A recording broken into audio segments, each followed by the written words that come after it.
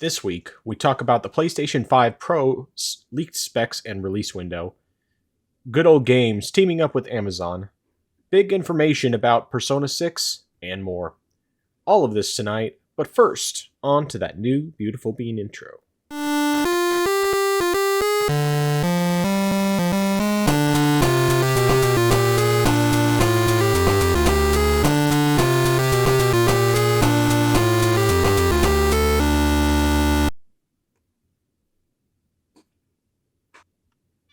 Welcome to the place where PC and console gaming talk combine. This is the Orange Box Podcast, episode 24.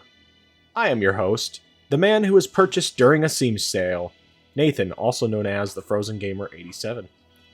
And joining me as always, the man who will always be DRM free, Justin, better known as I am Zaracon. How you doing today? How's your week been? It's been quite a week.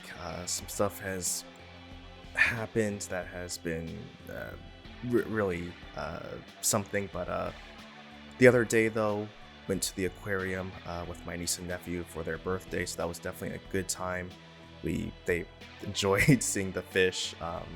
My nephew in particular, he wants to see the fish and turtle, and so it was a great time. They also enjoyed seeing the jellyfish as well.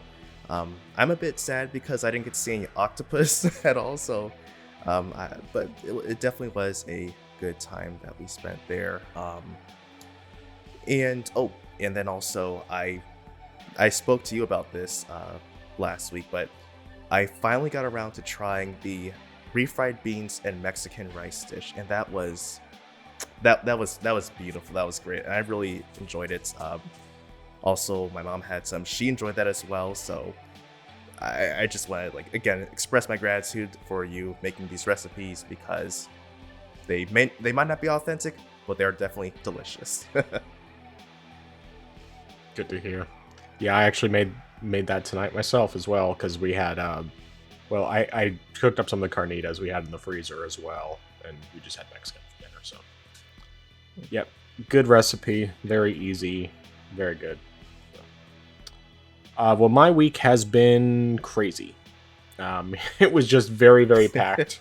From the time that, from before we recorded the podcast last week up through Friday, and I just did a bunch of stuff, and I won't get into all the boring details, but there was just a bunch of stuff I had to get done before we left on Saturday morning, and so we went out to Tennessee Saturday morning and got there late Saturday afternoon. We were able to hang out with a bunch of people from the Married to the Games community, and then Sunday we were able to go out to a different part of Tennessee and see a guy that I had worked with 20 years ago in Alaska, and his wife, and hadn't seen them in about 19 years.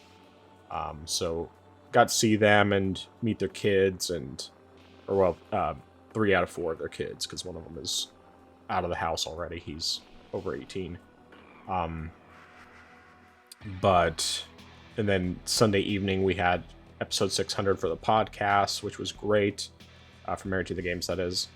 And it was just a lot of fun. And then we drove home on Monday, and that felt like a very long drive. It's it felt pretty long the first way, but not nearly as long. I think it's just always, whenever we're trying to get home, it always feels longer than when we're going somewhere that we're excited about. So, I mean, of course we were excited to get home, but we were just anxious, ready to be home, because as much as it was nice to get away and everything, there's no place like home. That's just really what it comes down to. So, yeah. Good stuff. Very good stuff. The live show is still up on YouTube and everything. And yeah, it was just a really, really good time getting together with a lot of people and all that. So anyway, what have you been playing this week? Oh, I lost you. All right, so obviously now we're trying to pick up roughly where we left off, since your computer froze on you. But let's see here. Something I actually didn't mention. I don't remember all the stuff I was saying. I might keep it in the recording anyway, but one thing I did not mention is that I actually got an email from, what's the company again? Let's hear it. It's a company that makes a dock that is supposed to work with both the Steam Deck and the Switch, and you're supposed to be able to dock multiple things at a time, so that you can easily switch between them. And I guess they've seen my comparison videos, and they offered to let me review it. Nice. And like, ordinarily I'd look at something like that and be like, oh, well, this doesn't seem like it would necessarily be legitimate. But I mean, because of the fact that they specifically referenced my comparison videos, that told me, okay, this is probably real. And they weren't asking me to pay anything for it. They just said that they would send it to me. I just got the shipment confirmation that they're sending it over. It's supposed to be here. It's made by Unitech is the name of the brand. But yeah, so anyway, it should be interesting. I'll definitely check it out, do a review on it. I told them that I wasn't sure how soon I'd be able to have it out, but they said that that's perfectly fine. So definitely interested to see what that's like. And I'll just be completely honest. It's like, hey, they provided me with this product, but I'm going to be blatantly honest if there's something wrong with it, if it's not necessarily something that I would use, because like I honestly don't know. I can't think of how well it would or wouldn't work, or how much is something that I would actually need. But regardless, that's really all. I can't remember if there was anything else that I said before you got disconnected. So, if nothing else, you'll hear it whenever you hear the final when you hear the final version of the podcast. But what have you been playing this past week? All right, so I finally I've said I would do it, but I finally finished playing 9 Years of Shadows. It took me a bit longer than it probably should have, and primarily that's just because of the fact that I've been trying to get all of the items, and that's actually several criticisms that I sort of have with the game is the fact that getting all the items in the game to 100% it is a bit of a pain, because if you miss one or two rooms like I did, it can be very hard to find where that room is that you missed on the map completely. Yeah. Because it's just like one square. Right.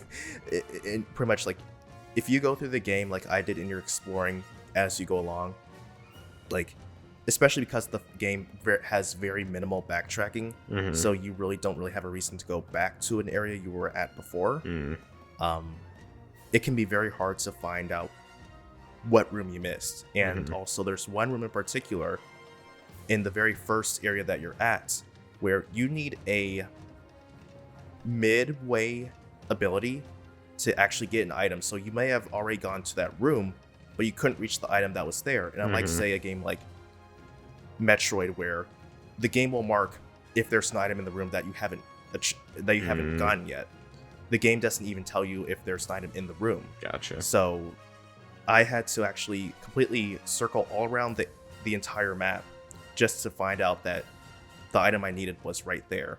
And additionally, even though there's there's very minimal backtracking, whenever you go into whenever you need to use an elevator, there is a cutscene which plays out. And in general, I don't really mind that because that's something that happens, in Metroid in general. But the problem is it's a text-based cutscene where, in general, the character will, have some internal monologue going on, which is great.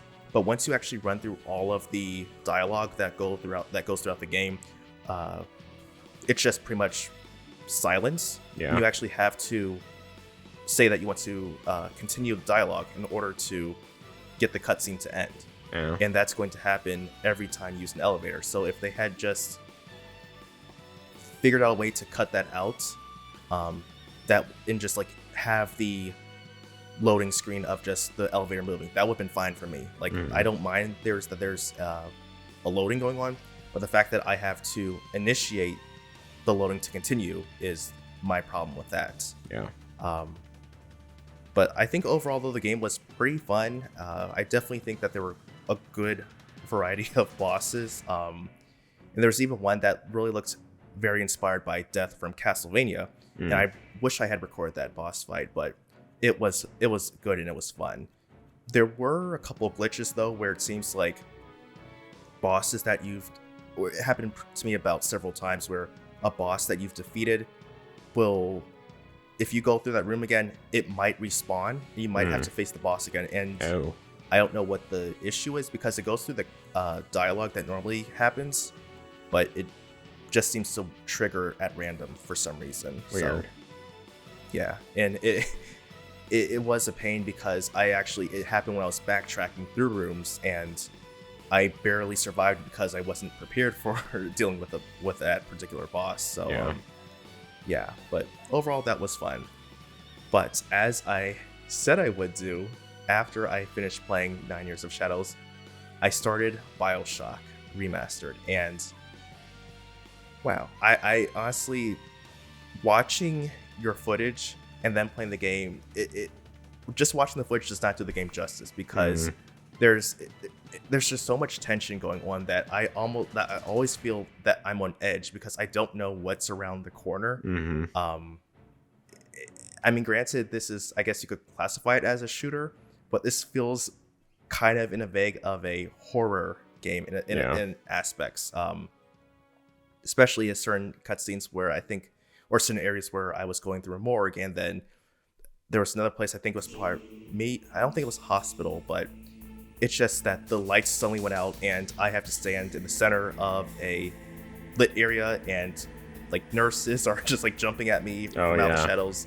It's definitely something. And also, I was not expecting to actually have to face a Big Daddy so early in the game.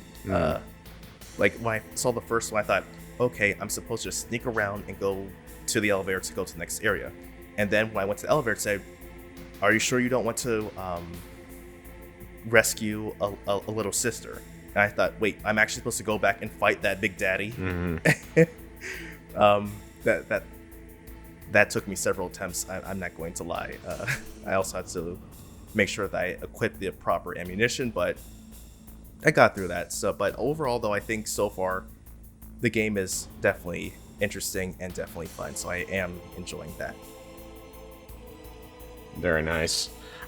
So a couple tips with the Big Daddies. Number one is that if you don't bother, I mean, well, like the footage you recorded, obviously you weren't attacking it. As long as you don't attack them, they don't bother you. They don't care that you're there. But obviously, the thing is, once you have the ability to rescue the little sisters, you're going to want to. So, main tips when it comes to them: use your whatever it's called, the electro bolt, whatever. I think that's what it's called. Use that. Shock them and shock shoot as much as you can. That's the best way to take them out. Of course, once you have like a shotgun and that sort of thing, that also helps a lot. Just because they go down faster that way, and you'll eventually get like ammo that electric ammo, so you can like shoot them with the shotgun blast that also shocks them, that sort of thing. But yeah, I mean, like early on, they're definitely terrifying, and the tension is definitely there. Like, I'm not a horror fan. The very first time I tried playing BioShock, I like that opening part when you go up in the biosphere or whatever it's called. It's not called biosphere. I can't remember what it's called for some reason. But anyway, when you initially enter Rapture, and you see the spider splicer attacking the guy, it's like, and then you walk out and she's like talking all creepy and stuff, and it's like, that freaked me out. And like, I had just played, I just done the demo, which is just covering that opening section. And like, it took me a while to actually go back and really try the game again. But once I did, I ended up falling in love with the game, because yeah, it's tense, but as you gain new powers and stuff, and start to become more confident in handling the enemies, you realize that it's really not that scary. And the tension disappears significantly. Like, it's not necessarily that it's not tense at all, but it's not in the same sense. Like, I can go in the game, I'm not feeling any tension because I know what to expect, you know? Like, there are definitely moments where, yeah, the lights will shut off and you'll have a bunch of spider splicers around you, or, you know, just a bunch of enemies coming at you.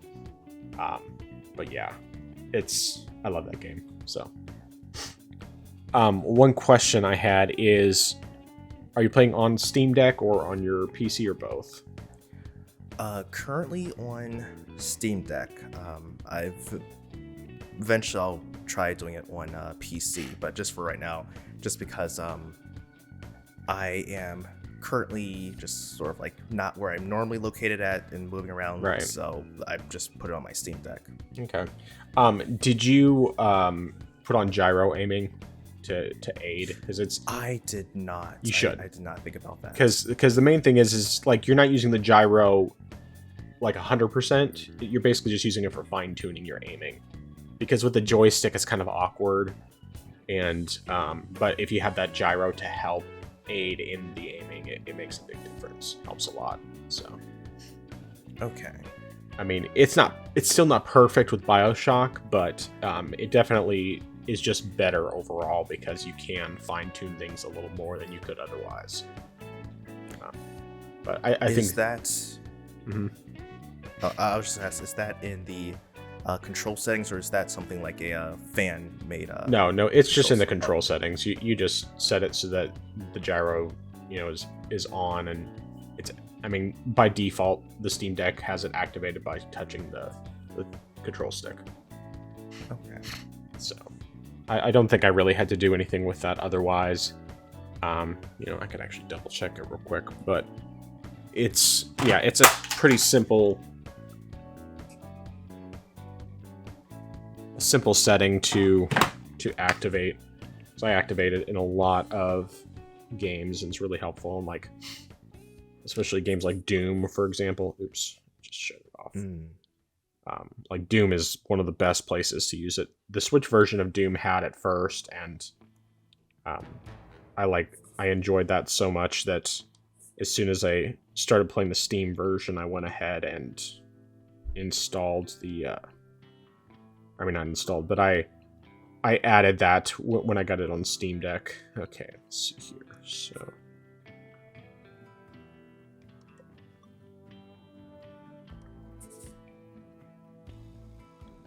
Okay, so yeah, it's just when you go into the controller layout, you just have I mean, by default, gyro I think is turned off, and you just do gyro as joystick. Okay. And then it'll work for you.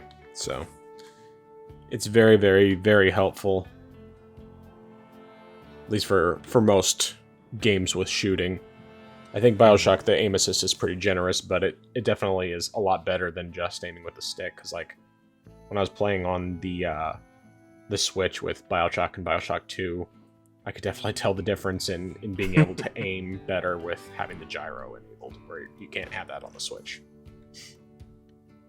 So yeah. But yeah, either way, I'm glad that you're playing it.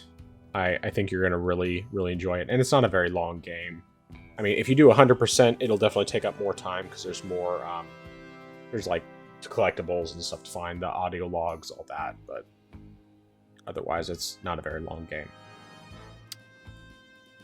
So as for what I've been playing, well, for one, I did end up grabbing several games in the Steam sale because there was a bunch of stuff that was really cheap.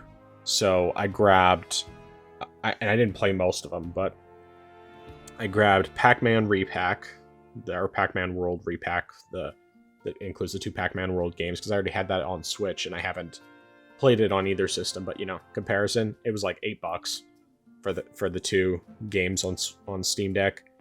I got the entire Nonary Games series, so I don't know if you ever played any of those. They're visual novels. The original one was on the DS, called 999, 9 Hours, 9 Persons, 9 Doors. And then there was the sequel, which originally came to 3DS, and that's Zero Escape, I think, is the name of it. I'm trying to remember the order. Yeah, Zero Escape is the second one. And then Zero Time Dilemma is the third one. So I already had those ones on Vita, and I actually I have Zero Escape on 3DS as well. But anyway, they were cheap. It was like $4 for each of the two games. So I mean, like, one of them is a 2-pack that has the first 2 games, and then the other one is just the third game on its own. It was like $4 a piece. And then, let's see here, I think, I'm trying to remember if there was anything else other than the 2 games that I actually played a bit. That might have been it. I think that was what it was. It was those games, and then the 2 games that I actually played of the games that I got. So one of those was Abzu, and this is one we had talked about a bit before. It was the one that I had mixed up with the Endless Ocean game that was on the originally on the Wii, and then they have the new one coming out for Switch. And I mean, I've only played like maybe 15 to 30 minutes total. I just booted it up a bit today and just played it on the Steam Deck. And the footage that I have, I actually just I docked the Steam Deck and recorded it that way. With all the default settings, which I don't think there was much you could do graphically. I can't remember if there was or not, but it's getting like 45 to 60 is the pretty average for the frame rate. But it looks good, plays well. So far, at least there's like no combat or anything. It's very much just like exploration. Has kind of a similar vibe to games like what's it called? Journey, which was originally a PlayStation title and also came to PC years ago. It's actually probably the first PlayStation title to come over to PC back before they were doing that. Or, well, no, that's not entirely true, because like they had the like Heavy Rain and games like that came to PC before. But anyway, so I played a little bit of that. I like what I played so far. I think it's going to be a short game, which is good. I don't know how much of it I'm going to play in the near future. I just wanted to test it out. But then the other big game that I got on the Steam sale, because it was the cheapest I'd seen it so far, was Nier Automata. And this game runs like absolutely flawlessly on the Steam Deck. I mean, it's only 720p. It's not running at 800. I don't know if there's any way to get it up to 800. And based on the fact that it's a Square Enix title, it probably only does 720p. But it is. I mean, you max out all the settings, and you get a locked 60 frames per second the entire time. So it looks way better than the Switch version, obviously. It runs at double the frame rate, and it just super smooth. I didn't play a ton of it. I basically just initially I played through like most of the opening section, and then I stopped. Unfortunately, there's no ability to save until you complete the opening part of the game. But then this evening I went ahead and just played through the entire opening so that I could save, and of course at some point, not right away, but at some point I'm going to go ahead and do a comparison between the Steam Deck and Switch versions, which will be another good one to do, because like I like the Switch version. I put probably 30-40 hours into it, but I mean, the only real reason I got the Switch version in the first place was because at the time the Steam version was not on sale, and it was cheaper for the physical version on Switch than it was for the digital version on Steam. And I had pretty much just gotten my Switch OLED, so it was like, okay, perfect excuse to play something new on my OLED, a game that I was already interested in, and, with a physical copy that has the full game on the cartridge, I definitely wanted to play it, so But yeah, it's fantastic game, of course. I'm not planning on like diving deep into it right now, but when I'm ready to, I'm definitely going to be playing it more on Steam and just basically ignoring my Switch version here on out. But other than that, I'm probably not going to get it fully, the full comparison ready this week, because I just don't think I'm going to have time to record the second half. But I did play some BioShock Infinite on the Switch. I do want to, I mean, of course, if I have the time and like the right environment, I will record the Steam Deck version as well. Okay. Anyway, if I have time, I will record the Steam Deck version and do that comparison. I don't think I'm going to have the time though before Monday rolls around. Just because basically at this point I still have to finish getting stuff. I have to get stuff prepped for the 24-hour stream starting on Friday. So I don't anticipate I'm going to really have time to put this all together. But if I don't, I'll just be skipping a week. It's not a huge deal. But yeah, I mean, it's a great game. I was struggling a bit on the controls on the Switch. Part of it is just because some of the buttons are different from the previous 2 BioShock games, and so that was throwing me off a bit, but it's also just, lack of the ability to have any gyro aiming hurts, so. There's that, but then of course I've been playing a ton of Death Stranding. That's basically all I played during the portions of our drive to and from Tennessee. When I wasn't driving, obviously. So I probably got about 6 or 7 hours of game time on that over the weekend between our 2 trips. So it was good. I'm still really enjoying that game. In fact, I recorded some footage directly off the Steam Deck earlier, and I really wanted to keep playing. But, of course I needed to stop because I needed to do other stuff. So I at least got some footage recorded and obviously played a bunch of that over the weekend, and I'll probably be playing at least some of it during the 24-hour live stream that's coming up. I was finally able to preload Horizon Forbidden West, so that's preloaded both on my Steam Deck and my PC,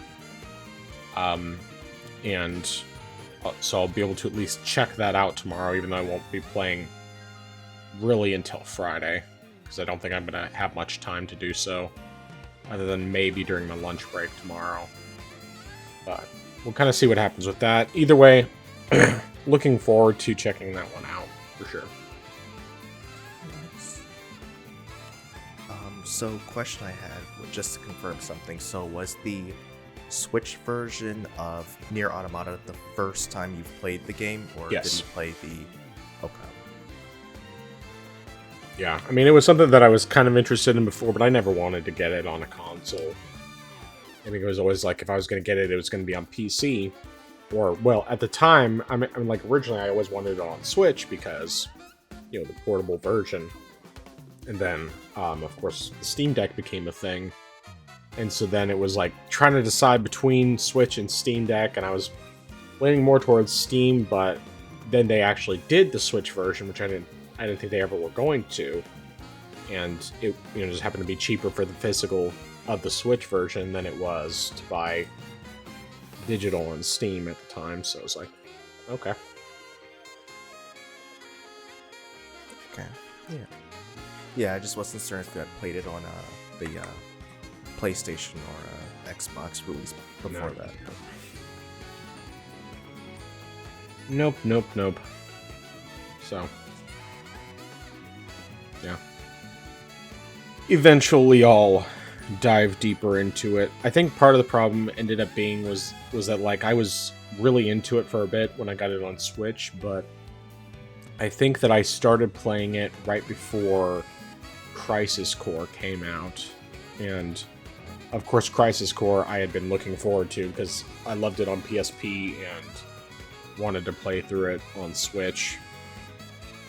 I mean, it was another one where it's like, I had to choose between Switch and Steam Deck, but I chose Switch because I could get the physical version. So, it's another one that eventually, like when it drops down to a good enough price, I'll do a comparison there between that and Steam. I wouldn't mind replaying it again, but definitely in no rush to. So, but yeah, it's like, okay, between playing it, or between getting sidetracked while playing Nier on Switch, and then seeing how it looks and runs on the Steam Deck from watching videos, it's like, I want to get it on Steam, but I didn't want to spend $40, and I definitely was just waiting for a good sale, and it finally, like, usually the best it would do is get down to like 50%, which was, I mean, $20 isn't bad, but I still had a hard time justifying it, especially since I had already, played a decent amount on Switch. But then I started doing the comparison videos, and then it finally dropped down to like $16, $17, and I thought that was a good enough deal to finally go for it. So, yeah.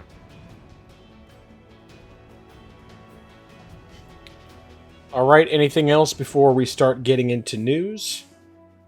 No, sir. Alright, so we have had some interesting stories come up this week. Not nearly as much as I would kind of hope for in terms of the quantity of stories.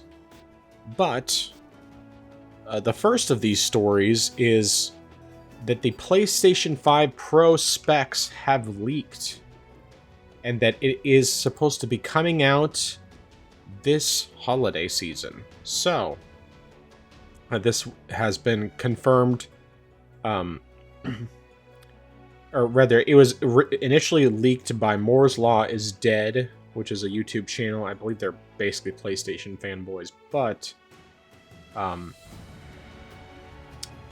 Insider Gaming has confirmed that this is actually legitimate. And so the specs, what they're saying is coming with the PlayStation 5 Pro is that it is targeting improved and consistent FPS at 4K resolution, a new performance mode for 8K resolution, and accelerated ray tracing. It was reported that Trinity, that is the code name for the PS5 Pro, will have 30 WGP, I don't know what the heck WGP is, and 18,000 MTS memory. I have no idea what either of those things are, and of course they don't say what they are here, but other things that actually are a little more relevant. The rendering is supposed to be 45% faster than the PlayStation 5. It's supposed to have 2 to 3 times the ray tracing. The specs are supposed to be, or the power is supposed to be 33.5 teraflops, which we'll talk about that in a bit. PSSR, PlayStation Spectral Super Resolution Upscaling. So basically it's the equivalent of FSR and DLSS, just like a Sony/PlayStation version of that. It's supposed to have support for resolutions up to 8K for the future SDK. So I'm not really sure what they mean by that exactly. I'm a little confused on that part. It's supposed to have custom machine learning architecture, AI accelerator, supporting 300 TOPS of 8-bit computation / 67 teraflops of 16-bit floating point. Okay. So anyway, there's nothing about price. I would say probably it's going to be minimum of $600, potentially as high as $700. That's just my speculation. But your thoughts on the matter? Yeah, I mean, I, I people are gonna throw out all these numbers like, oh my gosh, this has this amount of flops, this is that much of gigaflops, teraflops, mega omega flops. I'm just like, yeah, and I mean, these are literally just theoretical computing numbers. These don't actually apply to the actual performance of the system, which, I mean, sure, it might give you an idea, but theory and action in practical use are completely different things. So I don't think these are things that people should be getting attached to. Um, I am curious on several aspects just because of the fact that the PS5 Pro is more than likely going to be using an AMD chip or something like that. So I'm very curious, especially considering the fact that FSR is an open source software, that like if the PSSR is pretty much just a spin-off of, say, maybe FSR 3, which I believe is still in development. It hasn't been actually put out yet. So I'm wondering if it's something like that, or if it's something, say, in between FSR 2 and 3. That's something I'm curious about. And I do know that AMD has spoken recently, somewhat recently, about wanting to do AI upscaling, stuff like that. So I am interested in seeing what happens there. Well, if also seeing if that is something that what they've been doing is something that's being implemented into the PS5 Pro. That being said, how much more powerful it is than the base PS5 is, I don't know. Are we actually going to be? I wonder if it's more so just going to be the actual PS5 Pro meeting the standards that were stated that were going to be available for the PS5. I mean, consider the fact that we've got games running at 30 frames per second on the PS5, and it's like, how many times are we going to go through all this where we have a game or we have a system that's supposed to redefine what's being done and delivering these high, well, I mean, before the high refresh rate, high frames were really just 60 FPS, but it's like, are you now just going to be able to get to 60 FPS? I mean, I feel like it's just going to be at the point where it's just these games, or rather this system's going to be playing the same games from before. Only difference now is that it's playing these games in 60 FPS. And like maybe playing these games in the I don't remember what it's called. If it's not performance mode, but the other version where the fidelity mode, but actually being able to play these games at 60 FPS. Like, I don't think that the PS5 Pro is going to be revolutionary or redefining graphics or anything like that. It's just the fact that maybe we'll actually get the standards or the promises of the actual base PS5 in the PS5 Pro. I also agree that it possibly is going to be maybe $600. I think that's because, was the base PS5 $500 or was that $400? It's $500 for the disc version and $400 for the digital only. Okay, so then yeah, I definitely see it being a $600. I mean, yeah, that definitely seems to make the most sense. Although, one thing which I had seen, which is going to also make things interesting, is the fact that I believe what I saw was the PS4 Pro released 3 years before the PS5, and it's like, you're going to be buying a PS5 Pro maybe roughly around 3 years before the PS6. And I mean, also the fact that we're reaching this point and we're well into the PS5 life cycle, and the fact that, honestly, how many first-party exclusives that aren't remakes or remasters has the PS5 even had?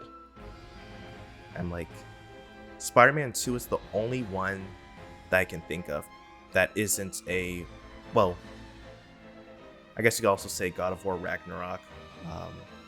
Yeah, that one was Horizon cross-gen. Forbidden West. Those are both cross-gen. Okay, yeah. So, yeah, but I mean, Spider-Man 2, like you had Returnal, you had Ratchet and Clank Rift Apart. that's I mean, true. yes, That's true. basically all of them are either on PC or coming to PC. But if we're just talking about consoles only, then there are a handful, just not as many because of the whole cross-gen thing. It's just like, I don't know. It just seems kind of weird to me about this. I mean, although I actually did see that technically Sony did tell the truth about something. Apparently there was one game that actually was playing, or at least was developed for the PS5 that actually was actually 8K.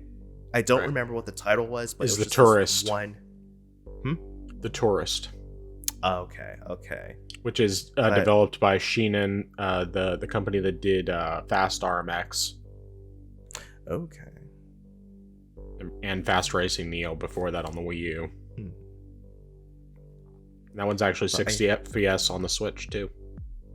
Oh, it's a great looking game on the Switch, especially on that OLED screen. That's where I played it, and it's fantastic game. But that developer, I think all of their games are 60 FPS because they're a good developer and an indie studio on top of that. So, but anyway. But yeah, like I don't see any other type of game hitting 8K even on the PS5 Pro, just because, I mean, for one thing, I think that we really shouldn't be targeting this stuff if we can't even get the fundamentals right. I mean, if you don't have games, and it's kind of sad to say this, but if you don't even have games running at 1080p 60 FPS, what business do you have of trying to do 4K, let alone 8K? Right. I mean, I think that, and part of this also, I think, falls onto the gamers for accepting that, saying like, oh, we're getting these 4K games, but at the same time, you're sacrificing your frame rates and you're getting 30 FPS, and say even in cases of like Final Fantasy, where even in the performance mode, you're not getting 60 FPS, which I feel is a problem. It's something that shouldn't be accepted. But yeah, those are just my thoughts. Well, the first thing I have to say is that I don't think anyone actually knows how to calculate teraflops. I think teraflops are basically the blast processing that the Genesis had, where it's just a made-up thing. It's just something made up so that console people have something that they think they can brag about, even though they have no idea what teraflops actually are. And I mean, like, I've tried looking it up before, seeing how that's actually calculated, and I haven't really been able to get a definitive answer. And maybe I'm wrong on that. Maybe I just didn't look in the right places, but as far as I'm concerned, it's just blast processing. That's all it is. It's a nonsense marketing term that they came up with so that they'd have something to hold over the competition. And I mean, it was made up specifically for consoles. There's PlayStation fanboys who are claiming that the PS5 Pro, based on the leaked specs, is more powerful than a 4090, which is just what? Of course, they were also claiming that I think the PS4 Pro was more powerful than a 3090. I think the 3090 is actually more powerful than the 4090 in some ways, but it's definitely not accurate. One thing that has been found, and this is not in the article, but I've seen it elsewhere, is that apparently the PS5 Pro is still going to be using the same CPU, same processor as the PS5. So it's not changing that. It's basically just changing their graphics processor, whatever. Because they're not using an actual GPU. I can't remember. I think they just call it an APU. Yeah. But so I mean, it'll definitely be an improvement over the base PS5 for sure, but it's not as impressive as people like to think. And I think they're mostly saying that because of the whole teraflops thing, which I still believe is just basically nonsense. It's just made up. It's not a real thing. Which is the reason why PCs have never used teraflops. It's something that the consoles came up with. And they don't actually explain how they come to that figure. Because there's not really a way to explain it. I mean, I don't know. I mean, I'm sure that there is a way that they calculate it. I just think that it's kind of one of those things where they're having to jump through hoops in order to come up with this number. And that's how they're coming up with it, instead of it being something that, like, has ever been measured before consoles started doing it. It's not a real thing. It's just made up. It's like the ratio of unicorns to rainbows. You know, as I think it was as Stanley put it on The Office. But yeah, it's just I mean, I think it's good that they're coming out with this refresh, particularly for number one, the enthusiast. You know, whether a fanboy or just, you know, someone who wants the latest piece of tech and has the cash to, you know, put into it. Or for someone just who hasn't gotten a PlayStation 5 yet, and, you know, they want, you know, this is what they were waiting for. Is they were waiting for the Pro version. But obviously it's still not something I'm buying at all, because I just have absolutely no reason to, especially considering the fact that you know, my PC is still doing great, and I would imagine that regardless of what the PS5 claims it can do, it's still not going to give the performance I would be looking for. The other thing, of course, is this whole 8K thing. The reality is, besides the fact that they're not gonna, if they were actually rendering in 8K, it would definitely not, it would run very, very poorly, you know, like 12 frames per second. But the other thing is that they're trying to sell TVs because almost nobody has an 8K TV, and they're still really expensive. But I'm sure that there will be maybe only a small handful, but there will be some people who will specifically buy an 8K TV for this. And at best, it's going to be upscaled to 8K, which, you know, that's fine, all well and good, but, you know, you're basically just kind of wasting your money at that point, personally, is what I think. I don't know. It's really hard for me to look at this as anything other than a waste for me personally. And I know that some people will buy it. I know some people who have been waiting for a Pro because they haven't been satisfied with the current performance of the PS5 with certain games. You know, like, I remember specifically someone saying that with Helldivers 2, the multiplayer, and I think this is only they do it so that they can get 60 frames per second, but it's only running at 1080p. And, you know, for people with 4K TVs, that's not really the best, because it's, you know, it's half the resolution. So, it doesn't look particularly good, but I don't know. I'm trying to remember if there was something else on that. Let me look at the specs here again.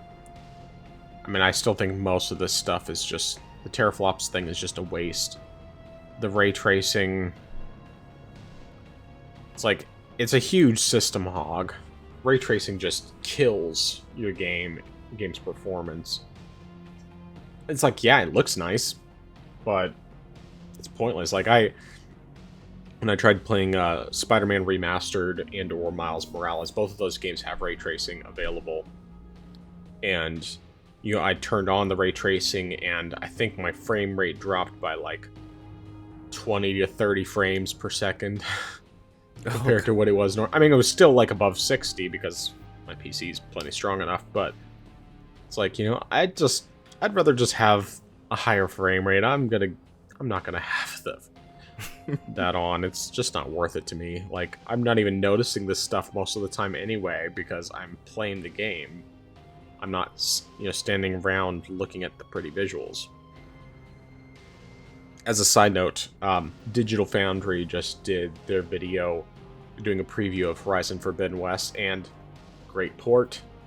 They haven't said anything about Steam Deck performance yet. I don't think they got to test it out there. So, I don't really know what to expect. I'll test it out tomorrow myself after it drops, but looks like it's very well optimized, and even like when they were showing some of their 1080p footage, just like this game looks really, really good. Like, that is a beautiful game. Aloy's face aside, anyway.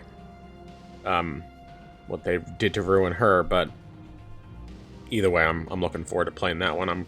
It's gonna be the first game I play on Friday morning when I start my 24-hour stream, so excited about that one.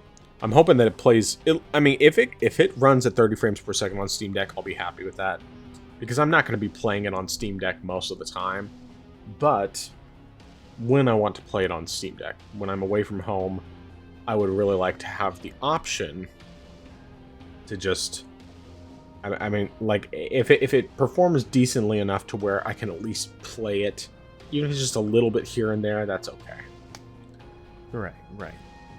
But, I mean, considering the fact that it was on PS4, I don't see any reason why it shouldn't be able to do 30 frames per second, because the Steam Deck is definitely at least on par with the PS4, if not a little more powerful in some ways, but anyway. Enough about that. I did forget to mention a couple games I played, but I'll just talk about that if we have time at the end, because there was a couple other things. So, any other thoughts on this PS5 Pro? Just one thing that you said something, and it made me think about something. This is primarily dealing with the PS5 fanboys who say that PC gamers need to always be upgrading their parts consistently, but if you're going to be buying a base PS5 and then a PS5 Pro, then it's like that's 4 years, and you had to get something that would meet pretty much the promises of the base PS5, and it's like someone who bought say a high-end or even maybe say a mid-tier GPU around that time, because that was around the RTX 3000 series. Mm-hmm. You could have bought something like a 3070 or even a 3080 then, and you'll be still fine when the PS5 Pro is out. I mean, I even think that I saw something or read something somewhere saying that the base PS5 is roughly around a Radeon RX 6700, which is okay, but like there are but even at that time there were more powerful GPUs available. So if you think that you have to buy a new piece of hardware on PC, if you get something that's decent and pretty good, you're good to go for a long while. Like you said, you're even on an RTX 2800 in TI or just it's TI, and so that card came out before the PS5 released, and the fact that you're doing so well even now, speaks volumes. I mean, some people are even still rocking, say 1080 Ti's. Yep. It's just, I mean, so I've been thinking a lot about it, and of course there's definitely reasons why. I mean, definitely reasons I understand why people like consoles better. I mean, it is, for all intents and purposes, it's simpler than doing PC. It is. I mean, even though it's gotten more complicated than it used to be in some ways, and they're getting more and more like PCs are still more complicated. That's just a fact. But even with that being said, you're just so much more limited on what you can do.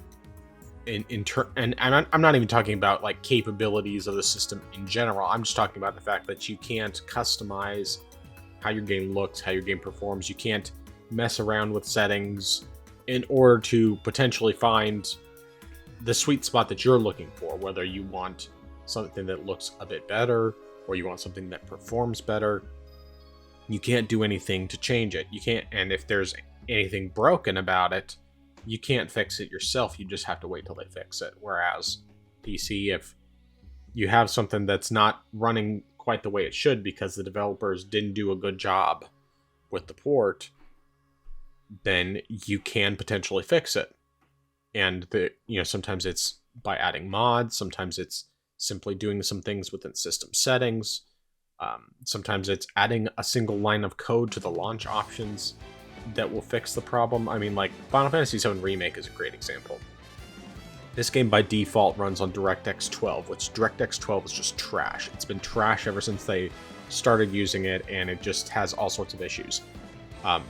So most of the time the game runs butter smooth, it's great, but anytime you're in a town, it's super choppy. However, you can go into the NVIDIA settings. I mean, like if you have an NVIDIA card, I'm not sure about AMD cards, but with NVIDIA cards, you just go into the NVIDIA card settings, you change a couple of things around, and then it's no problems whatsoever. Runs great. And I think you also have to add like a launch option to like use DirectX 11. But it wasn't complicated. Once I found that fix, it took me like maybe 10 minutes to get that done, and then I haven't had any issues with it since then. On Steam Deck, I still have the issue in the towns, but you're not doing any combat in towns, so it's kind of like, okay, it's annoying, but at least it's not as big of an issue because it's not affecting the part where you actually need to not have that choppiness, which is in combat. So, anyway, enough of that. Let's go ahead and move on into the next topic. And let me find my notes here. Just 1 second. So, of course, the Metal Gear Solid Master Collection Volume 1 released last year, and it was not a good port because Konami just did not put in the work. It was not going in resolutions above 720p. It was not, there was problems with the controls. The Switch version was missing some of the codec/radio voice information. On the Switch, even though the PS3 and 360 versions ran at 60 frames per second for Metal Gear Solid 2 and 3, it's only 30 frames per second on Switch. There's like issues with the way it controls with the mouse and keyboard on PC. Just lots of problems. Basically, it was just a bad port. And modders have done a lot of work to fix a lot of these things on PC. They've really been able to basically fix all these major issues. I don't know if they ever really did anything with Metal Gear Solid 1. But of course, Metal Gear Solid 1 you can play through DuckStation, and it's widescreen, HD, 60 frames per second. It's like 100,000 times better than what Konami put out. And you basically just have to have the disc ISOs, or you can even run it directly off of the original discs, and it'll just do it'll do the upscaling through the emulator. But anyway, so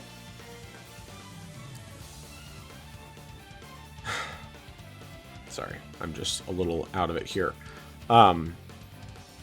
There was recently an interview with Konami, and this was done through,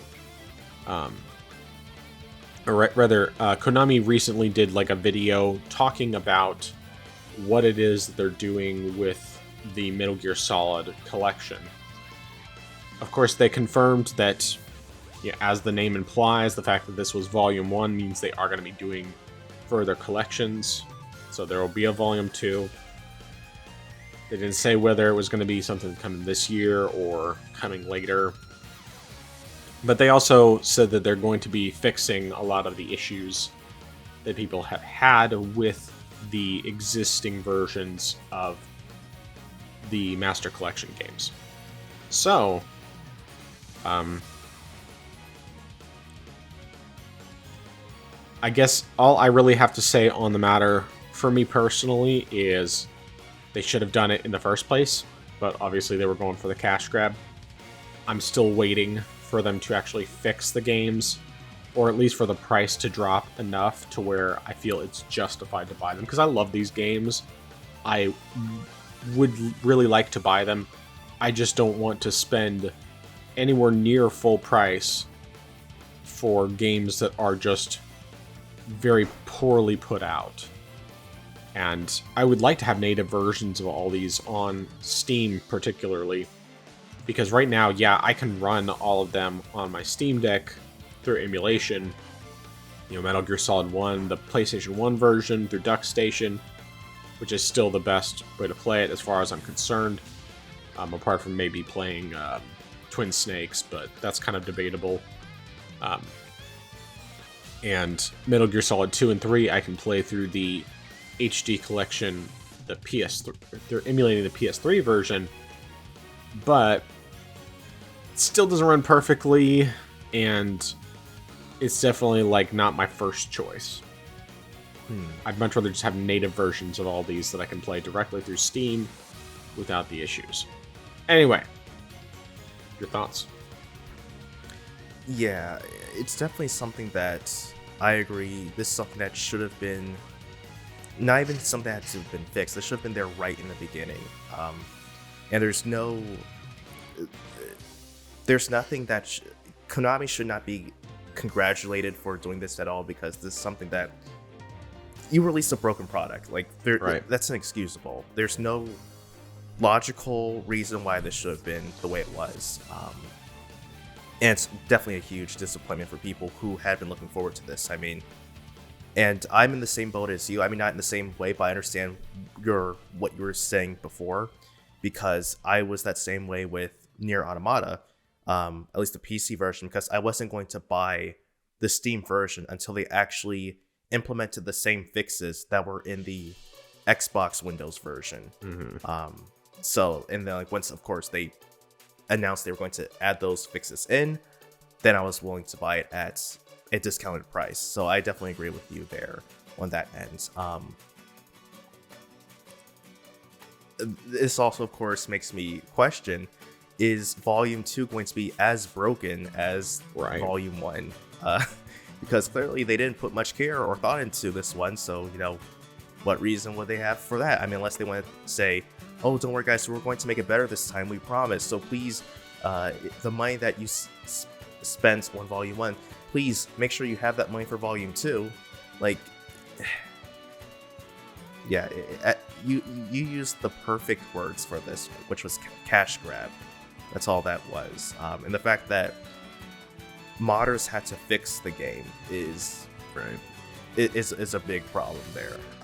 That should not be something that's happening. Yeah, I mean, there's one thing that I was curious about in the article that you shared, was that Konami also mentioned that they were open to making other remakes after Delta Snake Eater, based on fan reception, which interesting. I wonder if that means they're going to possibly do either. I mean, they already said they're doing a remake for 1, correct? The original Metal Gear Solid. They haven't said anything except for 3 so far. Okay. So I wonder if they would do that, or if they might just do Metal Gear Solid 2. Which I mean... Well, they would probably 1 would be the next one they would do. Okay. At least in terms of the timeline. I mean, technically, well, unless they remade Peace Walker, which I guess they could do, because Peace Walker is the next one in the timeline. Because it's 3, then Peace Walker, then 5, then 1, then 2. and Okay. then 4. So, I mean, they could technically remake a bunch of those. I don't want them to remake 5 though, because 5 is pretty much a perfect game as it is. I mean, apart from, not having technically the end of the game because they didn't finish that last chapter, whatever, but otherwise it's, doesn't really need a remake. But I don't know. We'll see what happens with all of that. I'm David Hayter, who is the voice of Snake in basically all of the games, said he got a chance to play the opening section of the remake, and that it's very good. So, and I mean, yeah, it could just be Konami's paying him, but I know he is a fan of the games. He actually very recently finally played 5, and he really liked what he played. I mean, he didn't talk about a lot of it, but he said, I mean, of course, he was understandably kind of bitter about, not getting his role back after playing this role for so many years, and they replaced him with Kiefer Sutherland. But he finally got around to playing 5 pretty recently, and he had very positive things to say, which is understandable because it's a great game. But it's also understandable that he'd be kind of bitter after, getting passed over for the role that he had been in for so long. I mean, at least he wasn't doing the Helena Taylor thing. Yeah. That was bad, but we won't get into that. Yeah. Anyway, so yeah, I mean, not going to give Konami like any pat on the back for fixing something that never should have been broken in the first place, because it was just a lazy port. But I do hope that they actually fix it. And either way, I'm just waiting for a good discount, and I'll pick it up on PC and even on Switch. I'm not sure about if I'm going to grab the cartridge or not, because it's like part of me wants it, but I know that there's basically no games on it.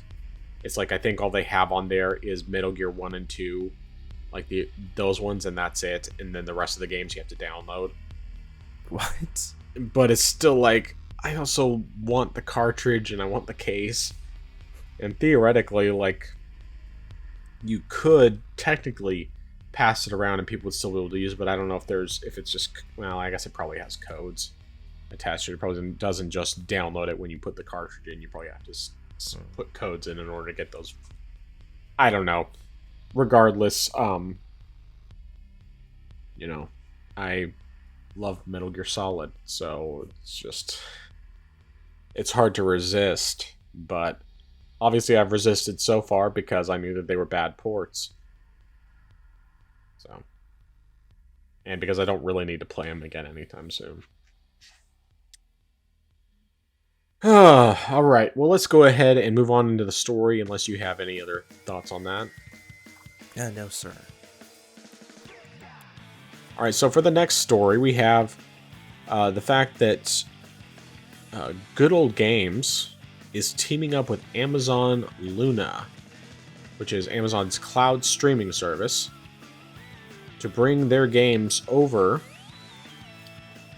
Let me just read specifically what GOG has to say here. So, soon you'll be able to play your favorite games from our store, that is GOG's store, like the Witcher series or Cyberpunk 2077, on multiple devices of your choice. We're teaming up with Amazon Luna Cloud Gaming Service to give you even more ways of enjoying your titles, while still keeping our mission of DRM-free gaming. So there's a blog post explaining it. I'm not going to go to that right now, but continuing on, they say, what's most important is that on Luna, you'll be able to play every game that you already own on GOG, and that is also available on Luna. So anything that's available on both platforms, you'll be able to play on Luna if you already own it on GOG. There's absolutely no requirement to purchase anything twice. You bought it once on our platform, so it's always yours as always. Moreover, it works both ways. You'll be able to buy games that are available on GOG via Luna's client, and they will go straight into your GOG library. So, your thoughts on this? when I first read the article, my initial response was, "What's the catch?" Just because I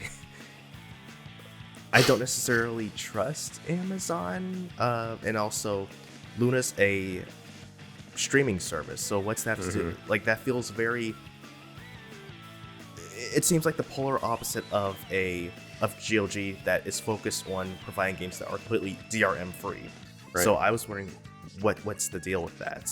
But especially after reading the full blog post, it does seem to be something that is pretty fair. And the biggest question I had was, even though it mentioned it in the initial statement, like, what if you buy a game through Luna? Like, how does that affect your purchases on, say, GOG? Like, does that come to your account? Do you actually get that game completely DRM free to download for whenever, and stuff like that?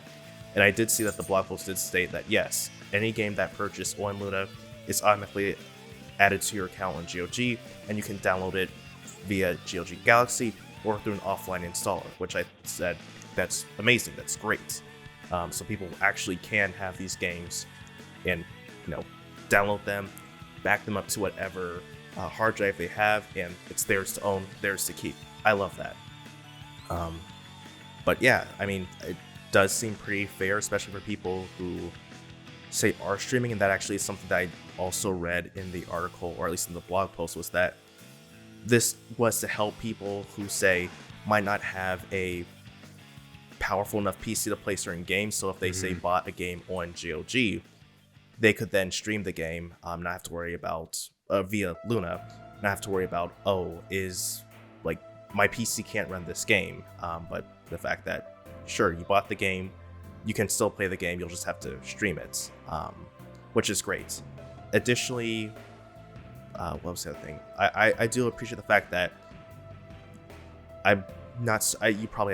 You would most likely have to be online, or at least be using GOG Galaxy, but there will be cross save. So that's great. The fact that you can play a game on, say, via GOG, but then if you're streaming it via Luna, your progress is still there, and vice versa. So I think that's great, and I like that as well.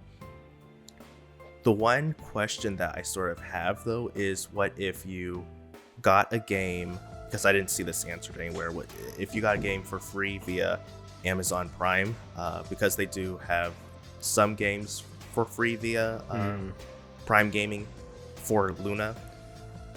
I wonder, or at least I think it's through Luna, I could be wrong, but if you got a game through that method, would that game also be free, or would that game count towards being on your account for GOG? That's just something that I was curious about seeing. But I mean, overall though, this doesn't seem like there are any sort of cons on the consumer end, so I think that's fine. I don't have any real issues with this. Yeah, I mean, it does seem like it's pretty straightforward. There's not really anything to indicate that there's any sort of catch to it, which is odd, because this is Amazon we're talking about. But I guess to be real, Amazon is pretty consumer friendly in most of their practices. I mean, not with everything, but like in general, they definitely are trying to provide better service, because they know that that's why people stick with them.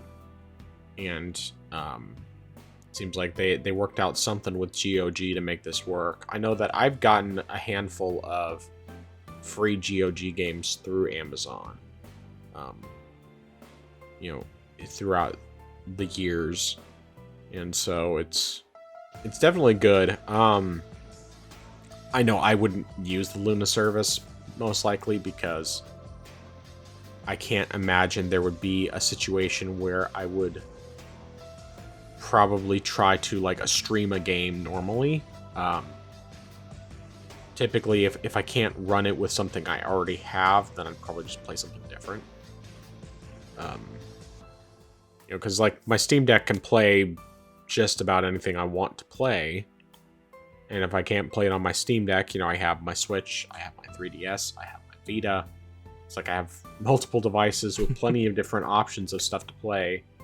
And even if I wanted to play something like Cyberpunk 2077. As far as I know, that one actually runs well on the Steam Deck, which is great. But, obviously this is for people who don't necessarily have a system that can do that kind of stuff. So, yeah, either way, I think this is a very good thing. We'll see if there ends up being some sort of catch with it, but at least from what they're saying, it doesn't sound like there is. So, yeah, good stuff. All right. Any other thoughts on that topic before we move on to our next one? I'm good.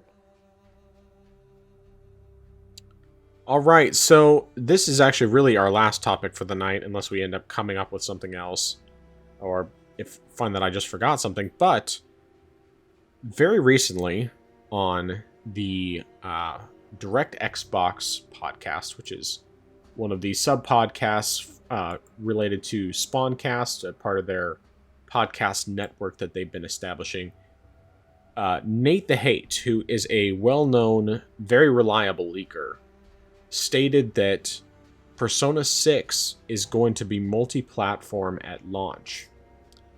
And basically this was confirmed by Midori, who so far has been the one who leaked that Persona 3 Reload was coming, that it was getting the Answer DLC. They confirmed Shin Megami Tensei 5 Vengeance. Everything they've been saying so far has been accurate. So, yeah, Persona 6 is no longer going to be PlayStation exclusive. And Atlus seems to have finally learned their lesson and realized, hey, these games will actually sell really well if we release them worldwide and multi-platform. It's a miracle. It seemed like Atlus was stuck in their ways that just didn't make any sense for such a long time. I mean, they were doing Persona exclusive to PlayStation, Shin Megami Tensei, at least the last few mainline ones were exclusive to Nintendo. And now, now they're doing Shin Megami Tensei 5 Vengeance. They did Persona 3 Reload. Well, I should back up. They've put all but Persona 1 and 2, or the two parts of 1 and 2, two parts of 2 and 1, are the only Persona games, with the exception of some spin-offs, that are not on every platform. You have Persona 3, the portable version, the PSP version. You have now Persona 3 Reload on multiple platforms. You have Persona 4 Golden on multiple platforms. You have Persona 5 Royal, Persona 5 Strikers, Persona 5 Tactica, all on multiple platforms. They're putting Shin Megami Tensei 5 Vengeance on multiple platforms. So it seems like Atlus has finally learned their lesson. Now, of course, it would be nice if they would start bringing their Vanillaware published games, or the Vanillaware games that they published, over to multiple platforms, or at least over to PC, rather. But so far, there's not any indication that they're going to do that. I've been asking for Muramasa Rebirth on other platforms for years. It's great on Vita, but I would still like to have it on other platforms. But anyway, your thoughts? Yeah, it's definitely great that these games are finally coming to every platform, because, I mean, it works. It makes sense. I mean, you're reaching a larger audience. Sure, some platforms might not... They're going to be smaller. They might be smaller than other ones as far as sales go. But the fact that you overall are increasing your sales is great. I mean, especially on the consumer end. Consumers don't necessarily want to spend, $300, $400, $500 plus dollars on another platform just for one game. So the fact that you're making it easier on them is better. And the fact that it's also day one, it's not something that's being staggered across different platforms at different times.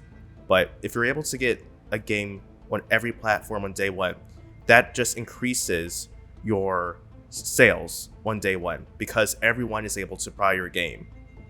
So that's great. It's great that Sega is doing this, and I really hope that they're able to do this with more games moving forward.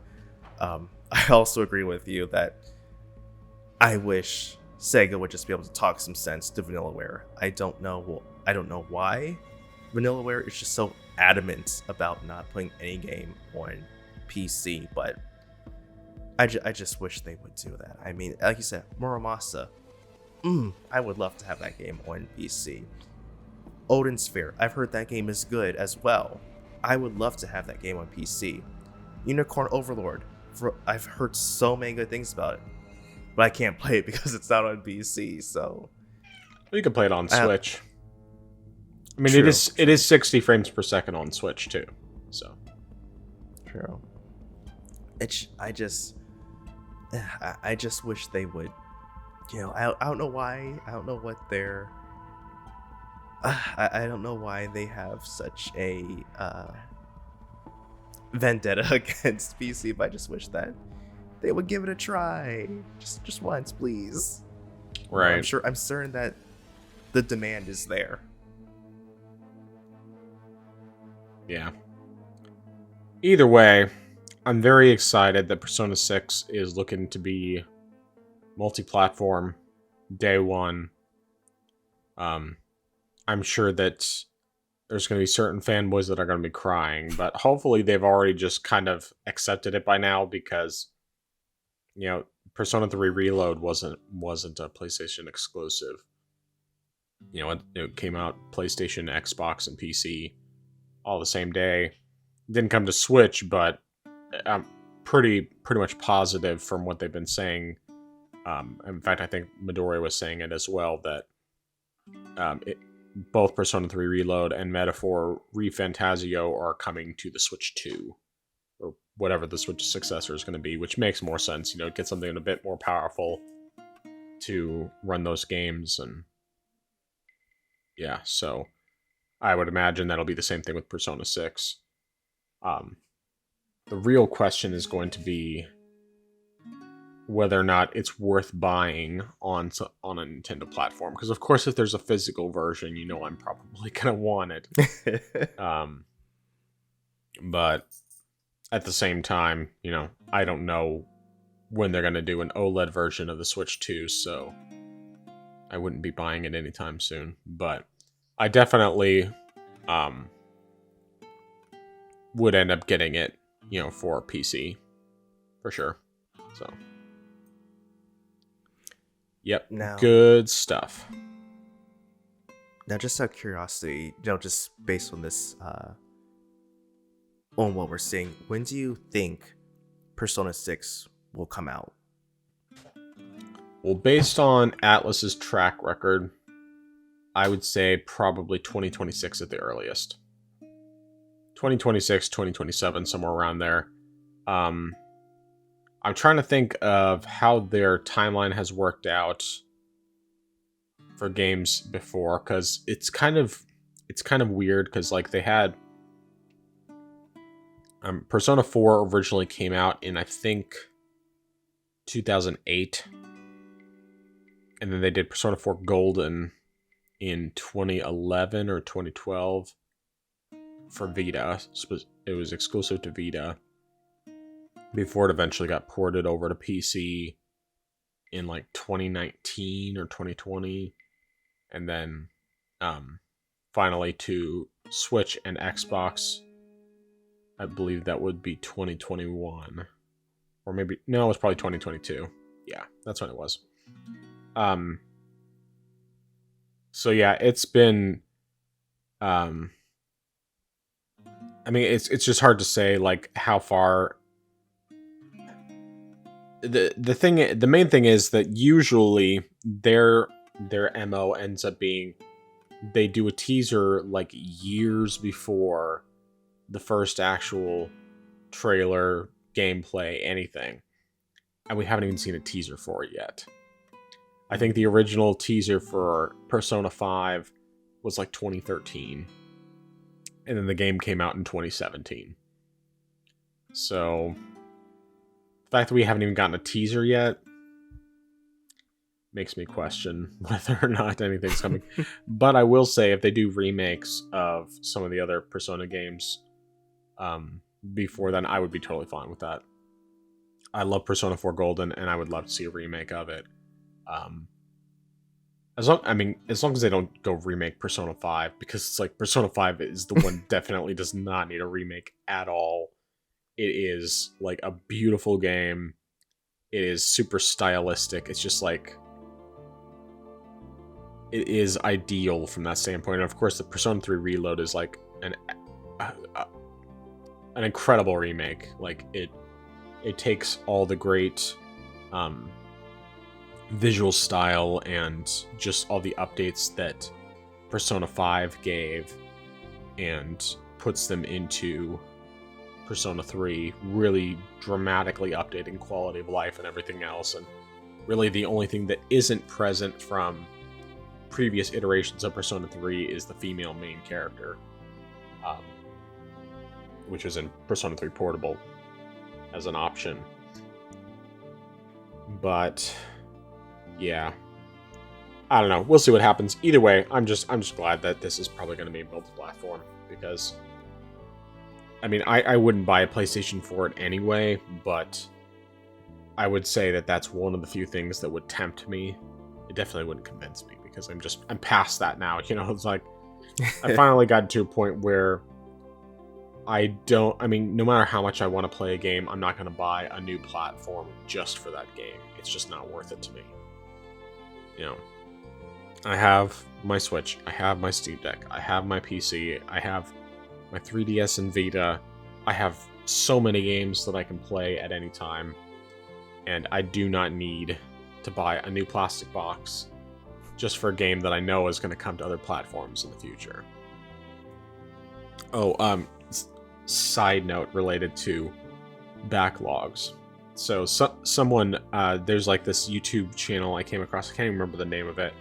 It's fairly new, or at least I just started seeing this channel anyway. And this guy has said that the way that he got past the whole backlog thing is that now he just thinks of it as a game library. So it's not a backlog anymore, it's a library. I think I could try telling myself that, but I don't think I'd really be able to get past the mentality that it's a backlog. But anyway, like I said, just a side note. So, alright, that is all I have for stories this week. So, anything else? I don't think there's anything big that I saw that came out this week. So yeah, I think I'm good. All right. So very briefly, I do want to mention one of the other games that I got a chance to play around with a bit this week, because it's one that I bought a while ago, but I hadn't actually tried out. So I'm just gonna talk about it as briefly as I can. That is Dangeresque, the Rumisode Triungulate. So it's a Strong Bad game, and I seem to remember you haven't watched any of the Strong Bad stuff before. No. So it's a point-and-click adventure, which all the Strong Bad games, well, not all of them, but a lot of them have been that in the past. Like Telltale made some, before Telltale got really big, they made some Strong Bad point-and-click adventures, and it perfectly captures all the humor of the Strong Bad emails and everything, and it's just hilarious. So yeah, I just played a bit of that. Of course, it's basically pixel graphics, so it's 90 frames per second on the Steam Deck, 240 frames per second on my desktop. But yeah, it's hilarious, and anyone who's a fan of Strong Bad emails should definitely play it. I think it's going to be a pretty short game too, which is good. But like right now, it's on sale for $4 on Steam, and when I bought it, it was, when it first came out, it was $8. So it's like, ooh, big spender. But anyway, yeah, so that's all I have to say about that. I know that there was something else I played too, but oh yeah, it was a little bit of Starfield. I didn't record any footage. I just decided to mess around with it a little bit yesterday and play a little bit on the Steam Deck just for the sake of seeing if there had been any improvements, and no, still runs about the same. Not great, but it's a portable version of Starfield, so there's that at least. But yeah, that's about it. I don't have anything else, so I guess let's go into our recommendations and dissuasions. Start us off. All right. So I didn't really have anything planned, or at least I was trying to struggle to find something to recommend. But I think in light of what happened earlier this evening, I will go ahead and recommend that you restart your computers before you have to do any sort of recording. Right. Just because that can mess you up, yeah, as was shown this evening. Yep. The phrase that we have in IT, which I already shared with you, is a restart a day keeps IT away. And it's very much true. It's always good to make sure you restart your computer once a day.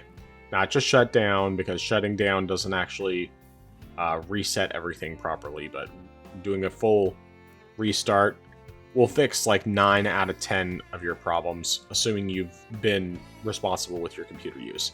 Now, if you've been downloading a bunch of random stuff from shady websites, well, then that's not necessarily going to fix your problem. But if it's just, you've been using your computer a lot and you're having issues, regardless of what it might be, 9 times out of 10, restarting your computer will fix it. So, but yeah, good recommendation. Very good recommendation. My recommendation is actually going to be for a series of, it's a chain of hotels. So the Staybridge Suites. That's where we stayed in Franklin, Tennessee, and they're all over the country. Just a really nice hotel, really comfortable. It has good sized rooms. I mean, they're more expensive than like a typical 2-star hotel or whatever, but they're nice rooms, and for a getaway, it was great. I really liked that hotel a lot. They have a nice big lobby too. We were able to take advantage of that to hang out with people, and we got to play some Jackbox games with a bunch of people in the community. That was really fun. And of course they have breakfast in the morning and all that, which is good too. Pretty decent stuff. But yeah, great hotels. I really recommend Staybridge Suites. Hampton is another good one, but between the two, Staybridge has been my favorite so far. All right, dissuasions. My dissuasion is going to be actually inspired by something I saw this morning. And that is, do not let your enthusiasm for a game blindside you to any potential problems that a game might have. And this, I'm using this morning's example because earlier today, a gameplay trailer / footage of Dragon Ball Sparking Zero came out, and it looks great. I think it looks phenomenal. However, my concerns are with the potential pricing / monetization. And the reason I'm saying that is just because of the fact that it is a continuation of the Budokai Tenkaichi games. And this game has, or rather, the Budokai Tenkaichi games have consistently and continuously increased the roster of the characters in each game moving forward.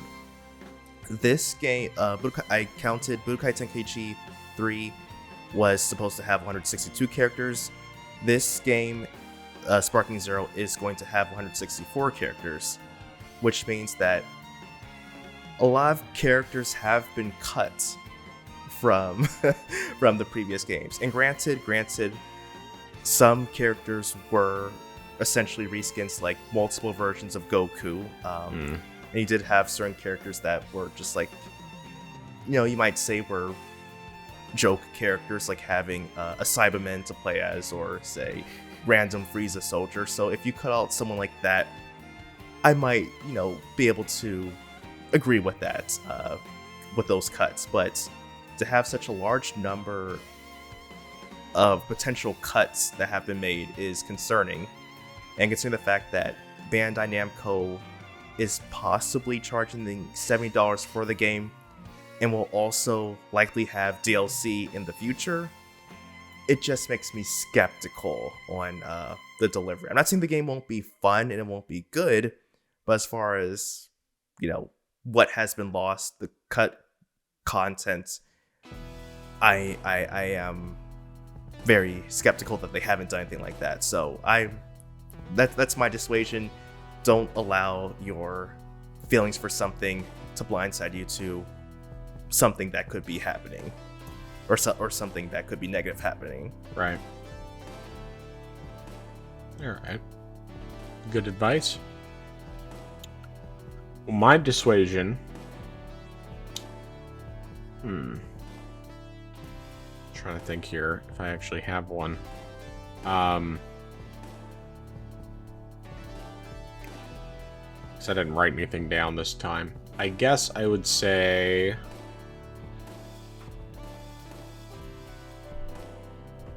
I really can't think of anything. I'm sure that there's something. I guess don't stay up too late when you know you have to be up super early in the morning. That's kind of just like a basic life thing, and it's sometimes easier said than done. But yeah, that's my dissuasion. Don't stay up too late when you know you have to be up super early in the morning. All right. Anything else? No, sir. No, sir. All right. Well, where can people find you? They can find me at my channel. I am Xeracon. That's IAMXERACON. So youtube.com/@IamXeracon. Because I've been busy and stuff has happened this past week, nothing new has been put out. it's gonna come out eventually, but I'm still working on the Joker video. And I realized that I actually do have to go back and record a little bit of gameplay footage from one of the older Batman games, just because there's a really good cutscene in there that I want to include in there. So I will have to go back and do that. But everything else has been taken care of. I mean, well, granted, the writing has been taken care of, but I just need to go ahead and get that footage and then start editing the video, and then it should be out. But yeah, it's still in production. It's coming out. It'll take a bit. All right. Well, you can find me on YouTube at I did it again. At the Frozen Gamer 87. This past week, I put out a comparison between the Switch and Steam Deck OLED, both playing BioShock 2 Remastered. Next week, if I can get the footage recorded ahead of time from the Steam Deck, I will put out a comparison between BioShock Infinite on both platforms. That may not happen. It's really just hard to say. I don't know if I'm going to get a chance to record that before Monday rolls around, since I have the 24-hour stream coming up starting Friday morning, which I'll talk about momentarily. But just with the way sleep schedule is going to be and stuff, I'm not sure if I'm going to get a chance to do all of that yet. But you can also find well, actually, I guess I'm backing up. The one thing I do have for sure happening this week, Lord willing, assuming I'm alive, is that Friday morning at 9 a.m. Central Time. So, just a couple hours after this podcast releases, at least the video version, 9 hours after the audio version releases, I will be streaming for 24 hours to raise money for the Extra Life charity. This is my 5th year in a row doing it.